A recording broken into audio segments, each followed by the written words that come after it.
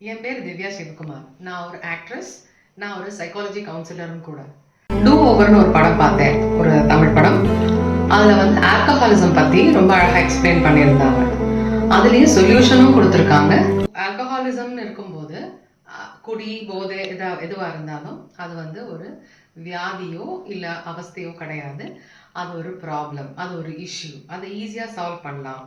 ஒரு டாக்டரோட அட்வைஸ், ஒரு சைக்காலஜி கவுன்சிலரோட கவுன்சிலிங், அப்புறம் ஃபேமிலியோட அரவணைப்பு இருந்தால் ஈஸியாக வெளியில் வரலாம்.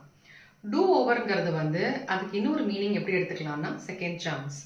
ஹீரோ வந்து அழகாக ஃபைட் பண்ணி தன் கூடயே ஃபைட் பண்ணி அந்த இதுலேருந்து வெளியில் வர ட்ரை பண்ணுறாரு. அதுக்கு தன்னம்பிக்கை தான் காரணம். கண்டிப்பாக எல்லாரும் பார்க்க வேண்டிய படம்.